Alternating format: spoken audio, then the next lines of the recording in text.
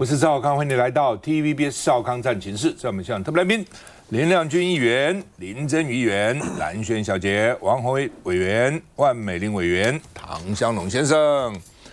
好，222票比209票通过了，通过了什么呢？联邦政府不用关门了，预算通过了。这是众院的票，众院一共435个人，那看起来投票是431个啊。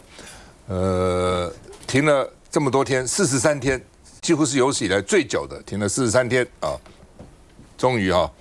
这个只有2个共和党议员跟大部分民主党议员投下反对票，但是6个民主党议员这个投下赞成票，就跟上次在参议院有8个民主党议员投下赞成票，那民主党说里面因此有内斗了，一定会嘛？很多人就干嘛你们去赞成川普呢？所以呢，参议院的少数党领袖叫做舒默，因为参议院多数党就是共和党嘛，他52好像，那少数党领袖就是民主党，所以呢，少数党领袖也是很重要。虽然他也投下反对，但是还是被人家骂，说你搞什么鬼？你怎么带领党团的？怎么搞了半天要8个议员倒戈？不过这8个议员好像大部分都是不再竞选连任了，反正就是这样子的所以呢也不在乎选民怎么看了那期中选举变数升高，到底会怎样到底期中选举共和党会赢还是民主党会赢那另外呢，联邦的员工这个国家图书馆也开啦，国家公园也开啦社会福利本来说这个已经不行了，没钱发社会福利了，全面恢复了。那另外呢，美国民主党有议员公布了 Epstein 的这个部分邮件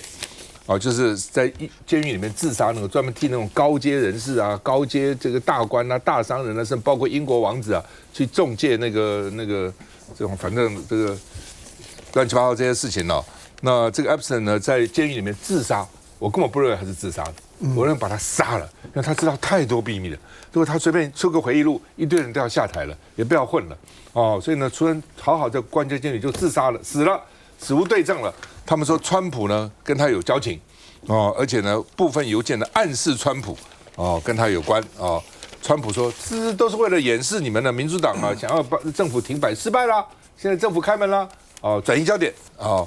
那另外呢这个邮件这是民主党的众议员公布的 email， 说曾经跟爱普斯坦的受害者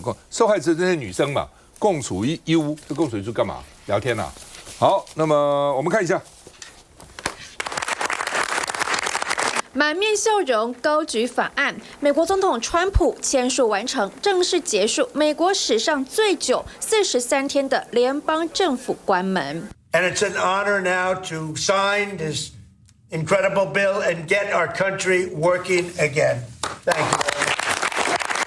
这份妥协拨款法案被送上川普办公桌的前一刻，才在众议院顺利通过，一共6位民主党议员倒戈。星期一参院以60票赞成、40票反对通过之后，今天众院以222票赞成、209票反对通过这项法案。Very relieved tonight. The Democrat shutdown is finally over, thanks to House and Senate Republicans who stood together to get the job done.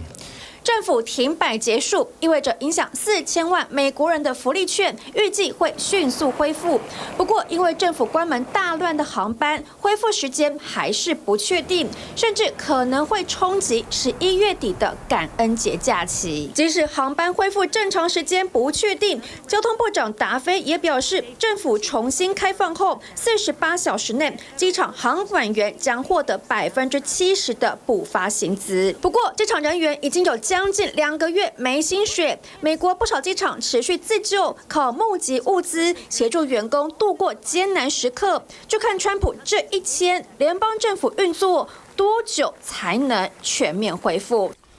好，那么刚刚听到4000万人拿美国的食物券了，什么意思呢？就他不发现金，发现金怕你去吸毒、赌博，通通没有了。你穷对不对？给你食物券，你到超商可以去换食物来吃，至少不会饿肚子你看，一个美国有4000万人领这食物券你说这个影响有多大而且表示他这个贫富差距有多大宏伟怎么看？其实美国政府关门也不是第一次，但是这一次呢是可以说时间最长的一次。而且前一阵子，我想尤其在美国，就你有美国任何的旅行的话，一定会觉得非常不方便哈，就是因为它整个的航班大乱。好，那为了这个事情呢，后来不是川普也是这种宣战呐，他说如果呢你还留在岗位上的哈这些航管人员呐，还有这些航空人员呢，我还呢给你更加一些这个津贴。那如果你没有那个什么，你跑掉的话，你通通都不要回来了。那所以我觉得在这一次的这个美国政府的瘫痪呢，那当然因为我说它不是第一次，但是最长的一次。那现在的结束，最后呢还是民主党的人呢去倒戈。那虽然你说这几票呢是因为他们不再寻求竞选连任，所以没有什么关系。但是无论如何，我觉得在形势上看起来还是川普的一个重大的胜利。还是一个重大的胜利。那另外，我想接下来就是因为川普当时放下狠话，因为这次的瘫痪搞到大概有70几万的人呢，就是美国的这些相关政府的官员，他们因此呢没有办法上班，而且呢他还会就说这一次的这个政府关门。那接下来你们也不用上班了，哈，那它会不会成为一个最大规模的政府的裁员？我觉得也是值得观察的。那其实这个美国终究是全世界最大的国家。前阵子不是在讲吗？像那个我们那个赖清德总统一直想去过境美国，那这2天不是还传出来吗？说他希望能够在今年年底之前能够过境美国东岸，那完成了赖总统一直很想，就说跟蔡英文别苗头，而且他一直都没有办法去过境美国，让人家觉得说他在对的外交或对美外交来讲是一个挫败。可是也有很多专家就那个提出警告啊，说其实这个还不是说美国政府让不让你过境美国，是因为现在美国政府瘫痪中，整个的航线航班大乱，从技术上的问题啊，也没有办法让你去顺利过境美国东岸了哈，所以你就知道它影响的层面非常非常大。不过我觉得如果这个事件终于落幕了哈，那么对于美国政界来讲，可能是比较稍微安定一点，但是我觉得对美国就是他们朝野政党的恶斗不会停止啦。就像这个刚才讲说，他公布了这个埃普斯顿的这个邮件哈，那因为这个其实是美国的社会一直在质疑，你川普到底跟这个淫魔哈，美国这个大淫魔到底什么样的关系？那时候还有公布他的什么信件，到底是不是川普的签名，是不是川普画的那种很不雅的那个图画？那所以我觉得川普也很难摆脱他跟这个埃普斯顿之间的关系。但是无论如何，我一直觉得美国政府美国人民现在在乎这些吗？在乎这些吗？长期以来的这个朝野之间的恶斗也好，或者川普这些丑闻也好，挥之不去，然后继续的不停的一直传来传去。我觉得对美国人民来讲，我老讲，我觉得这几年下来，看起来美国人民他们的忍受度真的非常非常高啊，可以容忍甚至如此的这样动荡不安。只要你升高意识形态的对立，升高了什么保守派、自由派、台独统一这些对立。你要干什么都可以，因为他就升高移民啊什么这些对立，已经不重要了哈，因为大家只注意到说哇那个更上层的问题，什么公共政策啦，什么一大堆这些，大家都不在乎了哈。好吧，美国福特号到拉丁美洲，主要是委内瑞拉了，他说需要打毒贩，川普打毒贩，他们认为说其实想把委内瑞拉这个总统把他干掉啊。那委内瑞拉说我已经动员了20万部队美国来啊那连这个福特号都去了，福特是最大的航空母舰啊。那这个委内瑞拉总统叫做马杜勒说全民要抗战，跟美国抗战啊。所以到底是不是一触即发？美国媒体说，白宫主要的用意不是打什么毒贩，就是要把马杜勒给他推翻掉啊。那另外呢，这个美军这个因为委内瑞拉在美国后院啊，所以呢，全球最大的航空母舰是福特号。禁压委内瑞拉到你那边去逼你说不是缉毒，说计时倒数已经开始，还不是为了缉毒呢，就是要把你这个委内瑞拉总统把你干掉。我们看一下。警报声一响，两排手持步枪的阿兵哥整齐有序地跑出军营，集结上车，紧张模拟作战。委内瑞拉展开大规模军演，卡车、警车与重装部队一字排开，港口一侧，士兵们持枪对着海岸戒备，防空飞弹指向海面。委内瑞拉说，这是对抗帝国的威胁。委内瑞拉紧张戒备，是因为美国最大的航舰福特号已经抵达拉丁美洲海域。现在加勒比海的美国战舰数量已经达到12艘，美军人力也突破15000人，创下数十年最大规模的军事集结。Esta sagrada herencia de los libertadores y libertadoras, estar listos para ganar, para triunfar.Por el camino del patriotismo y la valentía. 委内瑞拉总统马杜洛下令启动综合国防指挥部，命令全面进入战备。Pero si llegan a tocar a Venezuela, bueno, aquí no van a conseguir. Pásense por las calles. 尽管美方口口声声说他们在加勒比海的行动是为了打击毒品走私，但专家认为美军的行动模式已经改变。When it comes to dealing with counter narcotics.No longer is the U.S. Coast Guard the lead operator in these missions, but the U.S. Navy and the U.S. Air Force. CNN 报道，英国担心违反国际法，已经暂停了和美国分享加勒比海的情报。加拿大也划清界限，让五眼联盟出现分裂。香龙，委内瑞拉接下去的情况是检视美国1823年门罗主义复活，到底能不能够有效维持？的一个关键性的事件，那因为这在了美国的家门口，美国现在的军队虽然川普号称要争取诺贝尔奖，他结束了多少场的战争，可是，在面对到美国周边国家的问题，不管是对巴拿马、对格陵兰，或者是对于加拿大、对尼加拉瓜，乃至于对委内瑞拉，甚至于对委内瑞拉旁边的哥伦比亚，这个美国传统在南美洲最主要的盟友，美国呢都是摆出军事的强硬姿态。那现在他对于这些以所谓的扫毒为名，过去对于扫毒的毒贩呢，采取一种呢不需要审问、没有任何的证据、法外处决的手段，在菲律宾。大家还记不记得，就是菲律宾在前任的杜特地，当他开始大规模的扫毒，导致呢毒贩以及呢跟贩毒制毒有关的人的大规模的死亡，1万多人的时候，当时的美国呢是强烈谴责杜特地，就是因为这件事情。然后呢，成为呢今天呢所谓的这个国际呢刑事法院通缉呢逮捕的主要的理由。可是川普现在在做的是一模一样的事情，他当然是想要处理委内瑞拉，因为委内瑞拉有全球呢最大的石油的蕴藏量，油呢是关键的原因。其实现在我们在看待这些事件的时候呢。毒品是很表面，美国的毒品的问题，如果能够这样子处理的话呢，那就简单不可能。可是呢，美国呢在现在所有的军事行动都是对于战略据点呢跟战略资源的掠夺，不管他想要格陵兰，不管他想要呢加拿大，或者呢他对于呢巴拿马运河的控制，或者对委内瑞拉，如果你没有一定的姿色，他看不上你。换句话说，今天呢，你被他看上了之后呢，他要的绝对不是表面上的东西。所以今天美国的军队很遗憾呢，美国的军人对内呢在从事对地方的各个城镇的镇压，在外头呢在扮演扫毒的工作。什么时候呢？这么强大的美军呢，主要的任务呢就是扫毒。面对那些，就算那些真的是毒贩，相对来讲也手无寸铁，而且就是杀无赦。今天的这种的法外的处决呢，成为美国呢面对到国际问题最简单粗暴的处理的方式。这些呢，对于包括台湾在内是要引以戒禁的。如果你没有足够的军事力量条件去跟美国抗衡的时候，你可以看看美国处理事情的方式。休息一下再回来。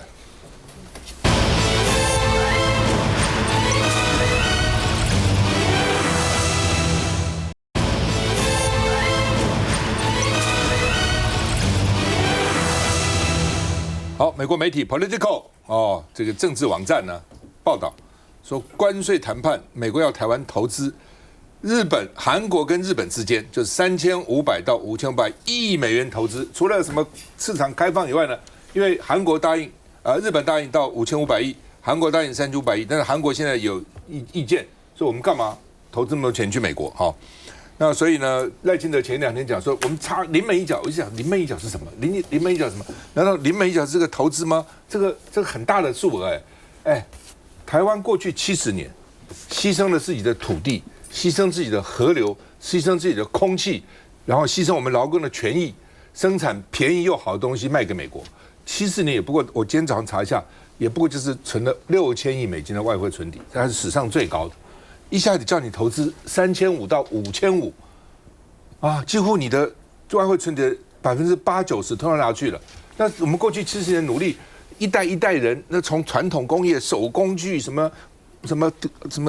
帽子哦，什么运动器材，一路到现在这个半导体等等，这些存的外汇，通通要被他拿过去。而且他当时还讲川普还说90%的利润属于美国的，这是什么鬼啊？可以这样子搞吗？行政院说我们现在正在进行书面文件的交换讨论。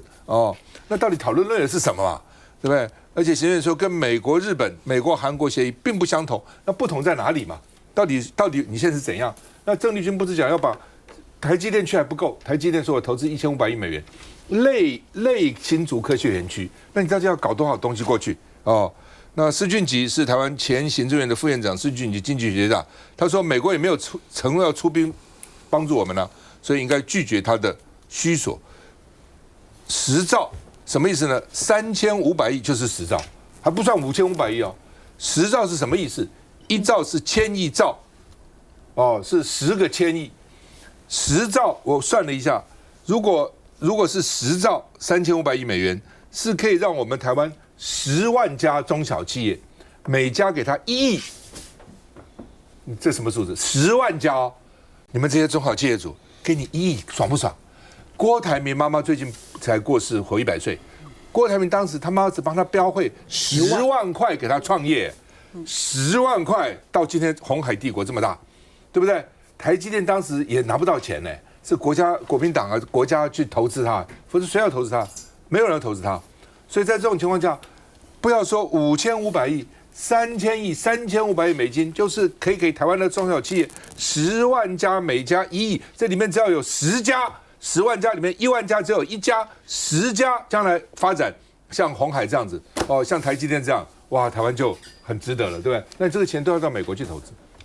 那如果这些厂商觉得到美国投资那么好，他不需要你逼，他早就去了嘛，他现在被你逼去的嘛，如果那么好，他自己不会去吗？好吧，所以呢，施俊吉说应该拒绝需索，但是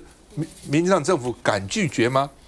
中央银行说，如果动用外汇存底是为了调节汇率，讲什么话啊？什么调节？为什么早不调节？为什么现在调节？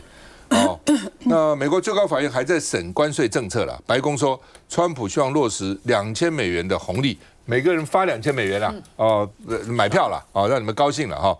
那白宫官员透露呢，说想要降低食品关税跟这个为什么呢？因为咖啡跟香蕉这些食品都希望压低一点，这生活必需品嘛。这香蕉已经算是最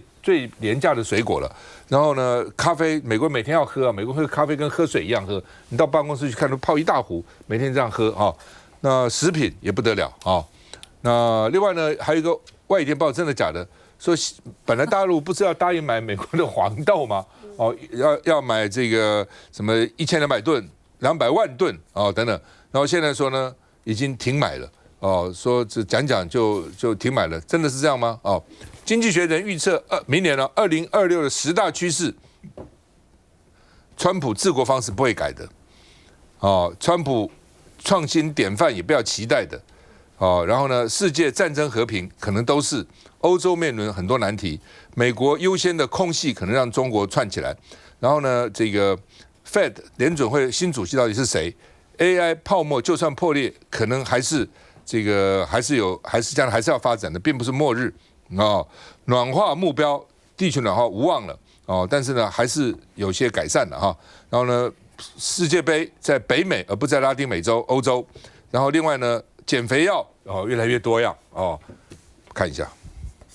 Political 报道，川普政府在跟中国达成同意缓和贸易战之后，现在加速和台湾及亚洲各国进行经贸谈判。报道引述台湾方面的消息指出，目前美台之间正在就协议中的一项条款进行协商。这个条款是要求台湾在美国投资数十亿美元。也就是类似美国跟日本和南韩达成的协议内容，而这个投资金额将介于南韩的3500亿美元和日本的5500亿美元之间。台湾方面希望能在这个月底之前敲定协议。之前美台经贸谈判一度传出台湾承诺4000亿的投资基金，这部分台湾政府一直没有证实。倒是行政院副院长郑丽君在10月初美台第5轮磋商之后表示，将在美国打造产业园区，协助美国建构供应链。但是产业园区的规模以及是否需要台湾方面提供任何投资承诺，郑丽君都没有进一步说明。那么目前台湾对等关税税率是20%。另外，川普也还没公布半导体国安关税的细节，半导体关税和汽车、钢铁、铝、药品以及木材关税都不受最高法院判决影响，所以台湾还是有必须谈个好协议的压力。台湾这个外汇存底很不简单了。我记得我年轻的时候到欧洲去到我的这个欧洲的这个总部那边去那时候我在美国公司了然后飞机上就有很多台湾那种黑手的，提一个007手提箱，看起来英文不会讲两句。到了欧洲下来，我说你去哪里？我到非洲。那个时候就在非洲去开拓市场，我们的外汇，我们的这个外销厂是这样建立起来的，好不容易这么多代，从最早的运动器材、什么家用灯、圣诞灯，到现在赚的钱通通要给你拿去啊，美丽。我想这一次美国的这个关税这政策的战略意图上面来看来我觉得可以分成三个目的来看。第一个就是说，他透过这个关税的压力让这些主要的贸易国都可以去坐上双边谈判桌，然后争取美国它更有利进入一些市场的一些条件。这第一个。第二个呢，其实它借由提高了进口商品的一个成本，创造诱因让很多的制造商就回来美国这个地方，然后就创造这个叫做美国优先的政策那最后一个呢，就是它这个打击这个华府所有他认定不公平贸易的这个政策，所以其实这个结果不管怎么谈，他跟谁谈到最后，其实美国都是一个大赢家。我想这是一个背景那第二个呢，其实据了解，其实台美的这个关税政策其实是谈好的啦，因为据了解啦，就是说如果不是因为现在的美国政府停摆，恐怕川协会之后其实就会公布了那所以随着现在这个美国政府又重新开启了，应该很快这个答案就会知晓了要不然也不会在上个礼拜2大概11号的时候，那个赖清德总统跟那个卓荣泰同步都说就差临门一脚了，马上就要公布了但是呢，其实我们就是很担心说这个临门一脚到底会踢到哪里去，会不会把大家给踢受伤了所以这个临门一脚公布的时候，大家可以来看一下当然呢，我们刚刚有提到就是说现在就是台湾对美国的投资的那个金额可能落在这日韩之间，可能就是这个3500亿的这个美元然后到这个5500亿之间其实这个条件可能其实并没有很好。然后再来呢，你看我们台积电在之前已经对外承诺要对美投资1650亿美元，但是呢，其实川普之前还有说过，说台积电要来投资3000亿美元，所以到最后台积电投资是多少还不知道。但重点还不是台积电投资我们记不记得，就是萧美琴之前在接受外媒访问的时候，她有承认说，台湾承诺我们要投资晶片产业不只是台积电它是要把整个产业链通通要搬过去所以其实这个未来很可怕，就是我们今天钱也去了，然后呢各项条件呢我们好像都比较矮化了，那最后我们半导体的技术跟人才还要流失，所以我们看到其实日本跟韩国现在他们的这个对美国关税是15%，我们现在还是20%嘛但是日本它有一个它不需要去叠加这个原本的关税，那韩国虽然需要叠加，但它有一些这个产品跟项目其实是跟美国签有 FTA， 所以呢视同它其实就是关税是0那也就不用再有这个不叠加的问题所以我在看这一次这个临门一脚要公布的这个我们谈判的结果，如果啦我们这个护国群山已经不是神山，护国群山整个都要送去给他。那如果我们其实谈到的这个关税没有下降，同时这个叠加呢这个部分呢也没有谈成我想这都是一个失败的谈判。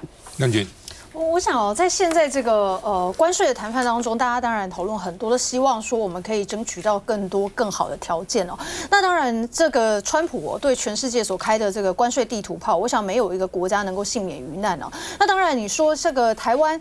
到底如果万一出来的结果是介于日本跟韩国之间这样子的一个对美投资金额，这样子到底是一个好还是不好？我认为对于所有的国家来说，现在任何跟美国所谈出来的条件应该都不大好嘛，就是因为这已经是比本来还要差的，所以只是说我们在谈判的过程当中，我想政府现在目标也非常明确，争取不叠加，然后还有我们原本的这一些进步制成的这一些相关比较成熟制成的这些晶片，如果说美国有希望说技术可以分享的话，好，那这个大家可以来分享。可是问题是，先进制成的核心技术还是得掌握在台湾自己的手中。我想这个是政府一再的跟国人强调，我们最先进的这一些半导体的技术跟晶片的制造技术一定要掌握在台湾。那你看到台积电在台湾现在的自己在台湾的投资，也包含说在高雄等等，其实也都有设厂，所以并不要真的大家不要再一直讲说台积电整个搬去美国，其实不能这样想而是我们因为台积电在这次谈判里面，